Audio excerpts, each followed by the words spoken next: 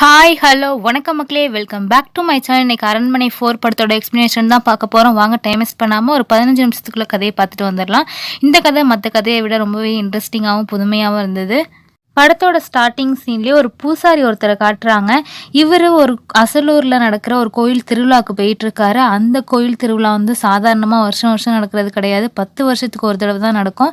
இவர் படகுல அவரோட பொண்ணோட போயிட்டுருக்காரு. அப்படி பூசாரி போயிட்டுருக்கப்பே அம்மனோட சக்தியை பற்றி பொண்ணுக்கு எடுத்து சொல்லிகிட்டே வந்துகிட்டு இருக்காரு. பொண்ணோ அந்த தண்ணியில் வந்து கையை வச்சு விளாண்டுக்கிட்டு வரப்போ ஏதோ ஒரு கட்டை அவளோட கையில் கீறி ரத்தம் வந்து தண்ணியில் கலக்குது. அதே மாதிரி இந்த துடுப்பு போட்டுக்கிட்டு இருக்காரு பார்த்தீங்களா, அது ஒரு பாறையில் அந்த துடுப்பு போய் மாட்டிக்குது. அதை எடுக்கும்போது ஏதோ ஒன்று கருப்பு கலரில் அப்படியே வருது. ஏதோ ஒரு தீய சக்தியை அடைச்சி வச்சுருந்ததை இவர் திறந்து விட்டுட்டார் போல். பத்தாவதுக்கு அவரோட பொண்ணு கையிலேருந்து வேறு ரத்தம் வளைஞ்சிக்கிட்டு இருந்துச்சா, அந்த தீய சக்தி போய் அவரோட பொண்ணை அட்டாக் பண்ணிடுச்சு. ஆக்சுவலி இந்த தீய சக்தி வேறு எதுவும் இல்லைங்க, பாக்குங்கிற ஒரு தீய சக்தி தான். ரொம்பவே கொடிய தீய சக்தி. இதை மனுஷ சக்தியால் அடக்கவே முடியாது. தெய்வ சக்தியால் மட்டும்தான் இதை கண்ட்ரோல் பண்ண முடியும். இதோட வேலை என்னன்னு பார்த்தீங்கன்னா, யாராவது ஒருத்தவங்களை கொண்டுட்டு அவங்க உருவத்துக்கு இது மாதிரி அவங்க வீட்டில் இருக்கவங்கக்கிட்ட போய் அவங்க வீட்டில் இருக்க எல்லாரையுமே கொன்றும். ஸோ இந்த மாதிரி தான் அவரோட பொண்ணு திரும்பி பார்த்தா அவரோட பொண்ணு மீனை எடுத்து கடிச்சிக்கிட்டு இருக்கா. இதை பார்த்தவர் என்னம்மா இது புது பழக்கம், மீனெல்லாம் எடுத்து கடிச்சிக்கிட்டு இருக்கா, தூக்கி போடுன்னு சொல்லும்போது தான் அவர் ஒன்று பார்க்குறாரு. அவரோட பொண்ணு இறந்து ஆற்றுல மிதந்துக்கிட்டு இருக்கா. ஸோ இது பாக்கோட வேலை தான். பாக்கு தான் கொண்டுட்டு அவரோட மகள் உருவத்தை எடுத்துருச்சுன்னு இந்த பூசாரிக்கு தெரிய வருது. இவர் சாதாரண ஆள் கிடையாது. இவருக்கும் நிறைய மாயாஜாலம்லாம் தெரிஞ்ச ஒரு நல்ல பூசாரி தான் போல். டக்குன்னு அந்த தீய சக்தி மேலே ஒரு புனித நீரை தெளித்து அதோட ஆன்மாவை கண்ட்ரோலுக்கு எடுத்துடுறாரு. எடுத்ததுக்கப்புறம் என் மகளை நீ கொண்டுட்ட, என் மனைவி கிட்ட நான் என்ன பதில் சொல்வேன், அதனால உன்னோட ஆன்மா என் கண்ட்ரோலில் தான் இருக்கும், நீ தான் என் மகளை காலம் முழுக்க நடிக்கணும் அப்படின்னு சொல்லிட்டு வீட்டுக்கே இந்த பொண்ணை அழைச்சிட்டு போயிடுறாரு. பாக்குங்கிற தீய சக்தியோட ஆன்மாவை தான் இப்போ இவர் கண்ட்ரோல் எடுத்துட்டார் இல்லையா. இப்போ அதோட அவரோட மகளோட உருவத்தில் மட்டும்தான் இருக்கும். அந்த தீய சக்திக்கு எந்த பவருமே இருக்காது. இவர் சொல்கிறத கேட்டு தான் ஆகணும். ஸோ இப்படி இந்த ஃப்ளாஷ்பேக்கை முடிச்சுட்டு நம்ம படத்தோட ஹீரோவை காட்டுறாங்க. ஹீரோ ஒரு வக்கீலாக இருக்கார். இவர் நீதி நேர்மை நியாயம்னு இருப்பார் போல். அவர் ஆஃபீஸ்லேயே போர்டு வச்சுருக்காரு, நேர்மையானவர்கள் மட்டும் என்னிடம் அணுக வேண்டும்னு சொல்லிட்டு. யார் அப்புறம் இவர்கிட்ட கூட்டம் வரும்? இவருக்கு கூட்டமே வரமாட்டுது. பண கஷ்டம் வேறு. ஹீரோவோட அவங்க அத்தை இருக்காங்க. என்ன சொல்கிறாங்கன்னா, எப்பா நான் உனக்கு ஒரு கேஸ் கூட வரமாட்டேது, நானே ஒரு கேஸை கொண்டுட்டு வந்திருக்கேன், இதையாவது எடுத்து நடந்து கொஞ்சமாவது காசு பார்க்கலாம்ப்பா, சாப்பாட்டுக்கே கஷ்டமாக இருக்குன்னு சொல்ல ஹீரோவும் சரி ஓகேன்னு சொல்லிடுறாரு. என்ன கேஸுன்னு பார்த்தீங்கன்னா, லவ் பண்ணுற 2 பேர் வீட்டில் கல்யாணம் பண்ணி வைக்க ஒத்துக்காதனால ஓடி வந்துட்டாங்க, நீங்கள் தான் எங்களுக்கு எப்படியாவது கல்யாணம் பண்ணி வைக்கணும்னு சொல்ல, சரிம்மா அவங்க அப்பா பேர் என்னன்னு விசாரிச்சா அந்த ஏரியாலே ஒரு பெரிய ரவுடியோட பொண்ணுன்னு தெரிய வருது. இதை கேட்ட ஹீரோ பயந்துக்கிட்டு, அட போமா நீ உங்கள் அப்பா கூட அப்படின்னு சொல்ல, என்ன சார் இப்படி கடைசி நேரத்தில் இப்படி பண்ணுறீங்களேன்னு சொல்ல, கடைசியில் அப்புறமா தான் தெரியுது அந்த பொண்ணோட பேர் செல்வின்னு சொல்லிட்டு. செல்வின் பேரை கேள்விப்பட்டோடனே அவர் வர ரவுடிங்கெல்லாம் அடித்து துவம்சம் பண்ணி அந்த பொண்ணுக்கு ஹெல்ப் பண்ணுறாரு. உடனே அந்த பொண்ணும் கேட்குறா, நீங்கள் ஃபஸ்ட்டு எனக்கு உதவி பண்ண முடியாதுன்னு சொல்லிட்டீங்க, அப்புறம் என் பேரை சொன்னோன்னே எப்படி எனக்கு இவ்வளோ ரிஸ்க் எடுத்து ஹெல்ப் பண்ணீங்கன்னு கேட்டோன்னே தான் ஹீரோ ஒன்று சொல்கிறாரு. தங்கச்சி பேர் செல்வி தாம்மா, எனக்கு என் தங்கச்சினா ரொம்ப உயிர், அவள் லவ் பண்ணால் எங்கள் அப்பா ஒத்துக்கலை, அதனால் வீட்டை விட்டு ஓடி போய் கல்யாணம் பண்ணிட்டா, அதனால தான் என் தங்கச்சி பேரை நீ வச்சிருக்கனால உனக்கு ஹெல்ப் பண்ணேன்னு சொல்கிறாரு. ஸோ தங்கச்சின்னா அவ்வளோ பாசம்னு தெரிய வருது. சரி அந்த தங்கச்சி இப்போ எப்படி இருக்காங்க, யார் என்னன்னு காட்டுறாங்க. அந்த தங்கச்சி வேறு யாரும் இல்லைங்க, தமன்னா தான். ஸோ வீட்டை விட்டு ஓடி போய் கல்யாணம் பண்ணி இப்போ 2 குழந்தைங்க இருக்காங்க. அவங்க ரொம்பவே சந்தோஷமாக தான் வாழ்ந்துகிட்டு இருக்காங்க. செல்வியோட ஹஸ்பண்ட் வந்து எப்போதும் காலைல ஜாக்கிங் போவார் போல். அதே மாதிரி நான் இன்றைக்கும் போயிட்டு வரேன்னு சொல்லிட்டு காலைல போகிறாரு. இவர் ஜாக்கிங் போயிட்டு இருக்கப்ப அந்த சைடு ஒரு பையன், ஊர் தலைவரோட பையன் வந்து வீடியோ எடுத்துக்கிட்டு இருக்கான். என்னப்பா வீடியோ எடுக்கிறேன்னு கேட்டால், ஆமாண்ணா நான் புதுசாக ஒரு யூடியூப் சேனல் ஆரம்பிக்கலான்னு இருக்கேன், அதனால் நம்ம ஊரில் இருக்க அந்த செடி கொடியெல்லாம் வீடியோ எடுத்து போடலான்னு போட்டுட்ருக்கேன்னு சொல்ல, சரி சரி ஆல் த பெஸ்ட்டுப்பான்னு சொல்லிட்டு செல்வியோட ஹஸ்பண்டும் மேற்கொண்டு நடந்துகிட்டு இருக்காரு. அப்போ பார்த்தா அந்த ரோட்டில் திடீர்னு ஒரு புகையாக வருது. இது என்னடா புகையாக இருக்கேன்னு சொல்லிட்டு அவரும் கிட்டக்கண்ண போகிறாரு. ஏதோ ஒன்று டக்குன்னு அவரோட காலை பிடிச்சி இழுத்து அவர் கீழே தள்ளி விட்டுருது.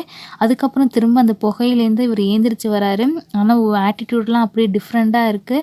ஆக்சுவலி அந்த பாக்கு தான் நினைக்கிறேன். அந்த பாக்கு வந்து ஹீரோவை கொண்டுட்டு அவரோட உருவத்தை எடுத்துகிட்டு இப்போ வீட்டுக்கு வந்துகிட்டு இருக்கு.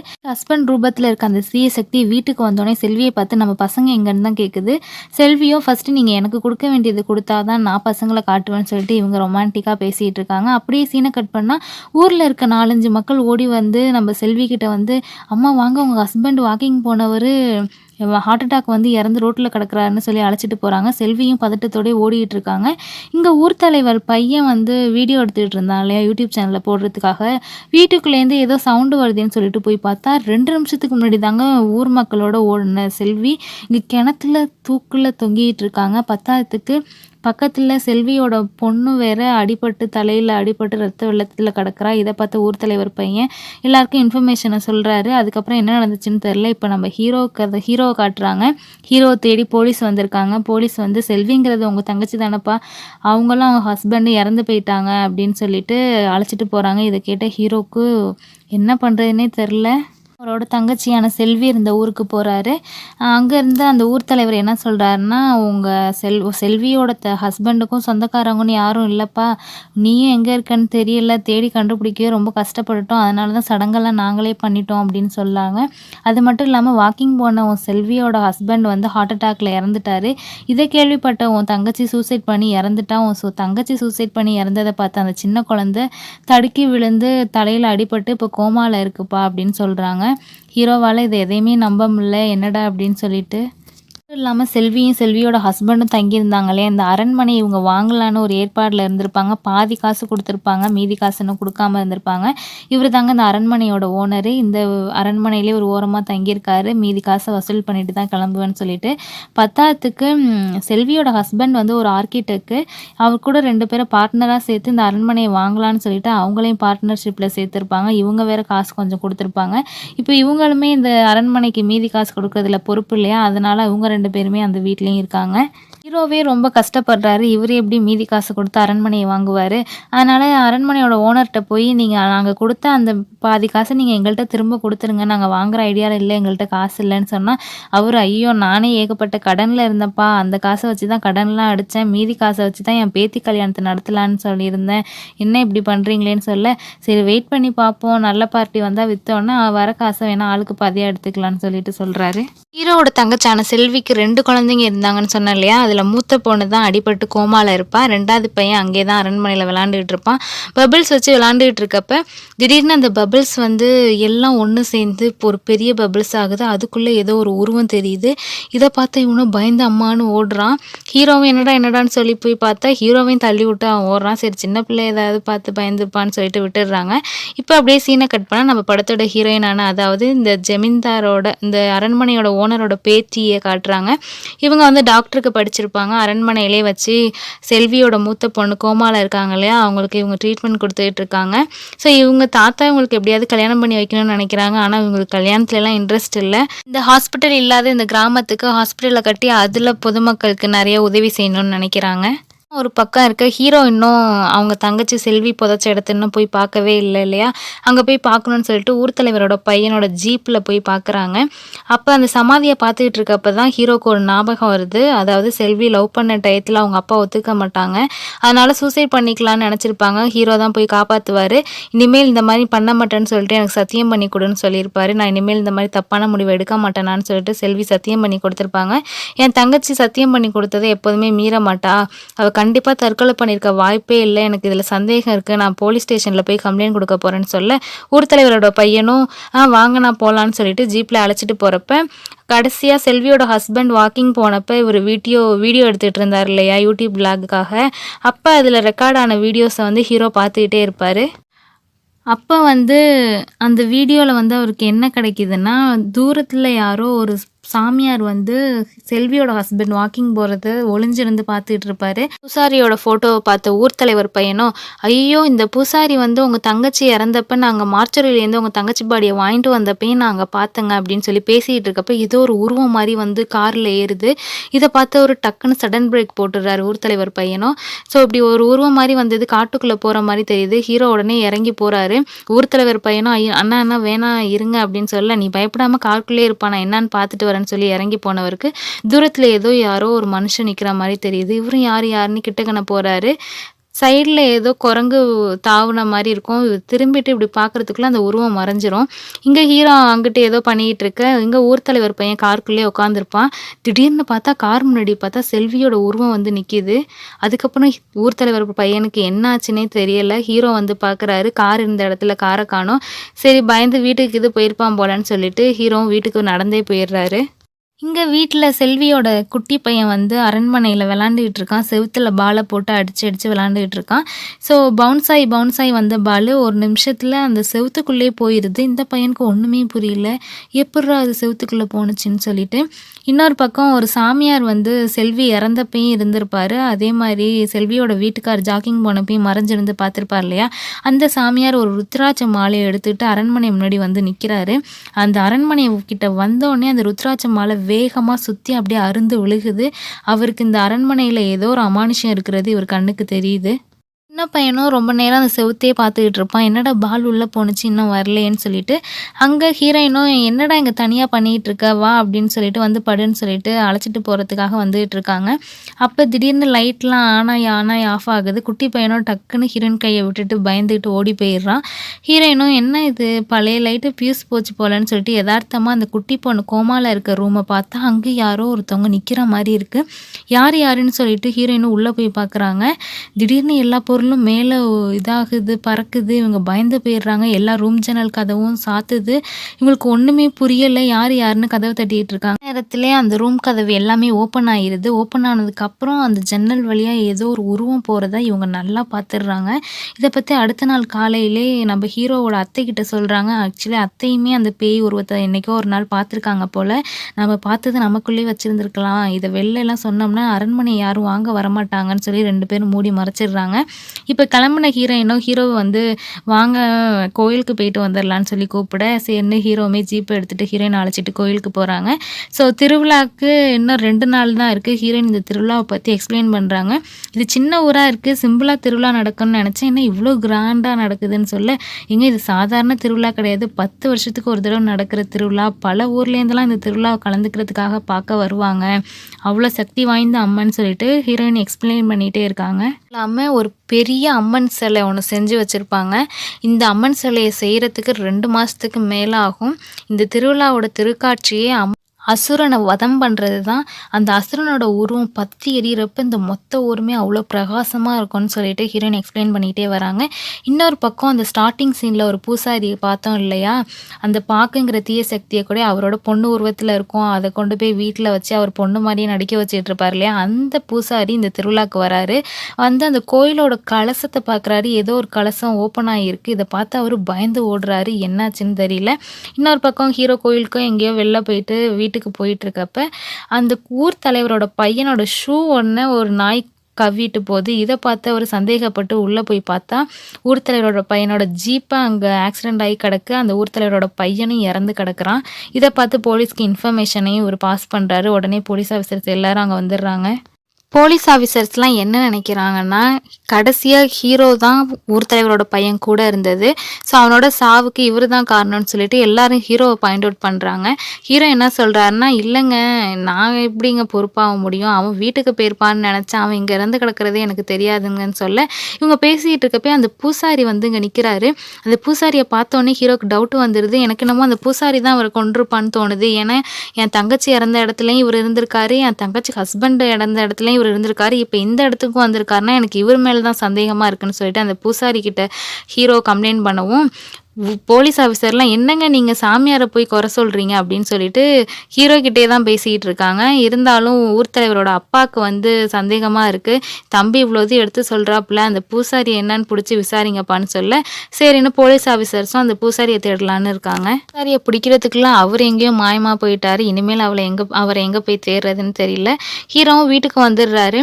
வீட்டுக்கு வந்தால் குட்டி பையன் எதையோ பார்த்து மறுபடியும் பயந்து ஓடுறான். ஹீரோ என்னடா இவன் பயந்து ஓடுறானேன்னு சொல்லிட்டு அவனை சமாதானப்படுத்தினா அவன் ஹீரோவையும் தள்ளி விட்டுட்டு போகிறான். அப்போ அந்த டெஸ்கில் இருந்த சில புக்கெல்லாம் கீழே விழும்.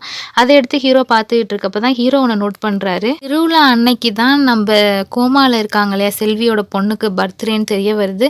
10ஆவதுக்கு இறந்து போனார் இல்லையா ஊர் தலைவரோட பையன், அவருக்குமே அன்னைக்கு கோயில் திருவிழா அன்னைக்கு தான் பர்த்டேன்னு தெரிய வருது. ஏதோ ஒன்று இடிக்குதுன்னு சொல்லிட்டு ஹீரோ கொஞ்சம் சந்தேகப்பட்டு அந்த ஊர் மக்களோட பர்சனல் இன்ஃபர்மேஷன்லாம் இருக்க ஒரு கவர்மெண்ட் ஆஃபீஸோட ரூமை உடச்சி உள்ளே போய் பார்க்குறாரு. அப்போ ஹீரோக்கு இன்னொரு இன்ஃபர்மேஷனும் கிடைக்கிது. இந்த 10 வருஷத்துக்கு ஒரு தடவை நடக்கிற இந்த திருவிழா டயத்தில் பிறந்தது செல்வியோட பொண்ணு, அடுத்து ஊர் தலைவரோட பையன், அடுத்து இந்த கேஸை விசாரிக்கிற இன்ஸ்பெக்டர்னு தெரிய வருது. இவங்க 3 பேருமே ஒரே டேட்டில் ஒரே நேரத்தில் ஒரே ராசி நட்சத்திரத்தில் பிறந்திருக்காங்கன்னு தெரிய வருது.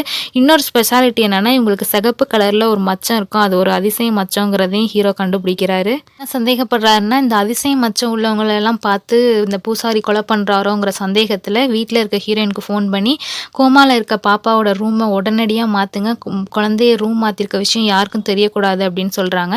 உடனே ஹீரோயினுமே மாற்றி வச்சிடுறாங்க. ஹீரோயின் வீட்டில் தனியாக இருக்கப்ப ஒரு பூசாரி ஒருத்தர் வராரு. இவர் தானே ஸ்டார்டிங் சீனில் நம்ம பார்த்தோம் இல்லையா, அந்த பார்க்க வந்து அவரோட பொண்ணு ரூபத்தில் கண்ட்ரோல் பண்ணி வச்சுருந்தாரு. அவர் வந்து எம்மா என் பொண்ணை வந்து திருவிழாக்கு கூட்டிகிட்டு வந்தேன், அந்த பொண்ணை தொலைச்சிட்டம்மா, ஒரு பூசாரி இந்த மை போட்ட வெத்தலையை வந்து கண்ணி கழியாத பொண்ணுங்களுக்கு 3 பேருக்கு கொடுத்தா என் பொண்ணு திரும்ப கிடச்சிருவான்னு சொன்னா, அதனால் இந்த வெத்தலையை வாங்கிக்கோங்கம்மான்னு சொல்ல அத்தையுமே வாங்கிக்கோன்னு சொல்லி கம்பன் பண்ணுறனால ஹீரோயின் வாங்கிக்கிறாங்க. அது மட்டும் இல்லாமல் இந்த வீட்டில் இன்னொரு பொண்ணும் இருக்கா, அவகிட்டையும் நான் கொடுக்குறாமான்னு சொல்ல அவள் சின்ன குழந்தை அதெல்லாம் வேணான்னு சொல்லி ஹீரோயின் தடுக்கிறாங்க. இருந்தாலும் ஹீரோட அத்தை அதெல்லாம் இல்லைம்மா கொடுக்கலான்னு சொல்லிட்டு அந்த பூசாரியை உள்ளே அழைச்சிட்டு போகிறாங்க. ஆக்சுவலி அந்த ரூம் மாற்றின விஷயம் ஹீரோயினை தவிர வேறு யாருக்குமே தெரியாது. வீட்டுக்குள்ளே நுழைஞ்ச இந்த பூசாரி ரூம் கரெக்டாக எந்த ரூம் மாற்றி வச்சாங்களோ அந்த வழியை நோக்கி போயிட்டுருக்காரு. இதை பார்த்து ஹீரோயினுக்கு டவுட்டு வருது. நில்லுங்கன்னு சொல்லி அவன் நிற்காமல் போனனால அங்கே ஏதோ ஒரு தீய சக்தி இந்த பூசாரியை பிடிச்சி வெளில இழுத்து போட்டுருது. அவரும் இந்த வீட்டில் யாரும் இருக்காதீங்க, இங்கே ஏதோ அமானுஷம் இருக்குன்னு சொல்லிட்டு கத்திக்கிட்டே ஓடுறாரு. அந்த அதிசய மச்சம் அந்த இன்ஸ்பெக்டருக்கும் இருக்குன்னு சொல்லிட்டு ஹீரோ பார்த்தாரு இல்லையா, அந்த இன்ஸ்பெக்டரையும் காப்பாற்றணும்னு சொல்லிட்டு அந்த இன்ஸ்பெக்டர் இருக்க இடத்துக்கு இவர் போனால் அதுக்குள்ளே பூசாரி அங்கே வந்து முந்திடுறாரு. இன்ஸ்பெக்டரை இவர் கையில் கண்ட்ரோலில் வச்சுருக்காரு.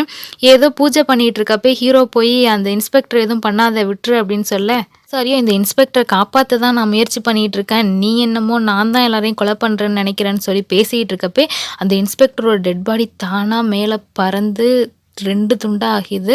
அந்த இன்ஸ்பெக்டர் ஸ்பாட் அவுட்டு. இப்போ தாங்க ஹீரோக்கு புரியுது ஆக்சுவலி இந்த கொலையெல்லாம் பண்ணுறது பூசாரின்னு நினச்சி ஹீரோ நினச்சிக்கிட்டு இருந்தா, ஆக்சுவலி பூசாரி மூலியமாக தான் ஹீரோக்கு தெரியுது இந்த கொலையெல்லாம் பண்ணுறது பாக்குங்கிற தீய சக்தின்னு சொல்லிட்டு. பூசாரி ஃப்ளாஷ்பேக்லாம் ஹீரோக்கு தெளிவாக சொல்லி புரிய வைக்கிறாரு. அப்போ போலீஸ் ஆஃபீஸர்ஸுமே நிறையா பேர் கூட இருக்காங்க. ஆக்சுவலி ஆரம்ப சீனில் பார்க்க வந்து அதோட ஆத்மாவை பிடுங்கி வச்சுட்டு அவர் மகளை நடிக்க வச்சுக்கிட்டு இருந்தார் இல்லையா, இந்த ஆத்மா பத்திரமா இருக்கணும்னு சொல்லிட்டு தான் இந்த கோயில் இருக்க ஒரு கலசத்தில் அவர் மறைச்சி வச்சுருப்பார். ஸோ கோயில் திருவிழா டயத்துக்கு வந்த அந்த தீய சக்தி அதோட ஆன்மா அந்த கலசத்தில் தான் இருக்குன்னு தெரிஞ்சுக்கிட்டு ஆள் வச்சு அதோட ஆன்மாவை எடுத்துருச்சு. அதோட ஆன்மா அதுக்கு கிடைச்சாலும் அதுக்கு அந்த பவர் கிடைக்கல. இந்த பவர் அதுக்கு திரும்ப வரணும்னா இதே திருவிழா டயத்தில் அந்த அதிசய மச்சத்தோட பிறந்த 3 உயிரை பலி கொடுக்கணும். அந்த 3 உயிர் தான் ஊர் தலைவரோட பையன், உன் தங்கச்சி பொண்ணு, இன்னொன்று இந்த இன்ஸ்பெக்டரு. ஃபஸ்ட்டு குறி வச்சது உன் தங்கச்சியோட பொண்ணுக்கு தான். அதுக்காக தான் உன் தங்கச்சி ஹஸ்பண்டை கொண்டுட்டு அதே உருவத்தில் வீட்டுக்கு வந்துச்சு.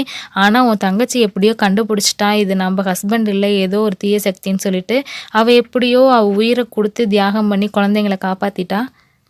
அதுக்கு இறந்து போன உன் தங்கச்சியோட ஆத்மா அந்த வீட்டில் காவலாக இருக்கு. உன் குழந்தைங்களுக்கு இந்த தீய சக்தி வீட்டுக்குள்ளே நுழையாத மாதிரி அது காவல் காத்துக்கிட்டு இருக்கு உன் தங்கச்சி. அதனால தான் உன் தங்கச்சி பொண்ணை இன்னும் இந்த தீய சக்தியால் ஒன்றும் பண்ண முடியல. ஸோ உன் தங்கச்சி பொண்ணை ஒன்றும் பண்ண முடியாதனால அடுத்தடுத்து ஊர் தலைவரோட பையனை குறி வச்ச மாதிரியே கொன்றுச்சு. அடுத்து இன்ஸ்பெக்டரை கொன்றுச்சு. இப்போ கண்டிப்பாக உன் தங்கச்சி குழந்தைய தான் அடுத்து இது குறி வச்சிருக்கு. அதனால் முடிஞ்ச அளவு நீ காப்பாற்ற ட்ரை பண்ண அப்படின்னு சொல்லி பேசிகிட்டு இருக்காரு. இடையில இந்த பூசாரி வந்து பூஜை பண்ணாதான் ஏதாவது கொஞ்சமாவது அந்த தீய சக்தியை கண்ட்ரோல் பண்ண முடியும். ஆனால் இவரை வந்து போலீஸ் ஸ்டேஷன்லேருந்து நான் விடமாட்டேன் அப்படின்னு சொல்லிட்டு கஸ்டடியில் போலீஸ் ஆஃபீஸர் வச்சுக்கிறாங்க இந்த சாமியாரை. ஹீரோக்கு என்ன பண்ணுறதுனே தெரியல, நான் போய் வேறு ஏதாவது முயற்சி பண்ணி பார்க்குறேன் அப்படின்னு சொல்லிட்டு வீட்டுக்கு வேகமாக ஃபோன் அடிக்கிறாரு. குழந்தைய பத்திரமா பார்த்துக்கோ, வீட்டுக்கு யார் வந்தாலும் உள்ளே விடாதீங்கன்னு சொல்லி ஒரு இன்ஃபர்மேஷனை வீட்டில் இருக்கவங்களுக்கு பாஸ் பண்ணிவிட்டு ஹீரோ போயிட்டுருக்காரு. பத்தாயிரத்துக்கு இந்த பூசாரி ஸ்டேஷனில் இருக்கார் இல்லையா, அப்போ கருப்பாக ஏதோ ஒரு புகை வருது. ஆக்சுவலி அந்த பாக்குங்கிற தீய சக்தி தான் ஸ்டேஷனுக்கு வருது. எதுக்கு வருதுன்னா அந்த பூசாரி அட்டாக் பண்ணி கொல்றதுக்கு தான். இவர் எதுவும் பிளான் போட்டு கொடுத்து நம்ம பிளானை சொதப்பிடுவாரோன்னு சொல்லிட்டு இந்த பூசாரியோ அவரோட மந்திர சக்தியை வச்சு ஏதோ கொஞ்சம் கொஞ்சமாக அதை விரட்டிக்கிட்டே போகிறாரு. போனவர் திரும்ப கையில் காயத்தோடு திரும்ப ஸ்டேஷனுக்கு வராரு. நான் அதை விரட்டிட்டேன், நீங்கள் ஒன்றும் பயப்படாதீங்கன்னு சொல்கிறாரு. ஸோ அது ஸ்டேஷனில் வந்து பண்ண அக்கப்போரில் ஸ்டேஷனில் வந்து நிறையா பொருள் உடஞ்சிருக்கும், நிறையா போலீஸ் ஆஃபீஸருக்கும் அடிபட்டிருக்கும். அதனால் இந்த பூசாரியோடு சேர்ந்து அடிபட்ட போலீஸ் ஆஃபீஸர் எல்லாருமே ஹாஸ்பிட்டலுக்கு போகிறாங்க. ஹாஸ்பிட்டலுக்கு போய் பிளட் டெஸ்ட் எடுக்கும்போது பூசாரியோட பிளட்டு மட்டும் நார்மலாக இல்லாமல் கொஞ்சம் டிஃப்ரெண்ட்டாக இருக்குது, மனுஷங்க பிளட்டு மாதிரியே இல்லாமல். ஸோ அதுக்கப்புறமா தான் நமக்கு தெரியுது இந்த பாக்குங்கிற தீய சக்தியை விரட்டுறதுக்காக அவர் ஸ்டேஷன்லேருந்து வெளில போனார் இல்லையா, அப்போ இந்த பூசாரியே கொண்டுட்டு இந்த பூசாரி உருவத்தில் அந்த தீய சக்தி சுற்றிக்கிட்டு இருக்குன்னு தெரிய வருது. பாக்குங்கிற தீய சக்திக்கு தடையாக இருக்கிறது என்ன, ஹீரோயினோட ஆத்மா, அதாவது செல்வியோட ஆன்மா தானே அந்த குழந்தைய பாதுகாத்துக்கிட்டு இருக்கு.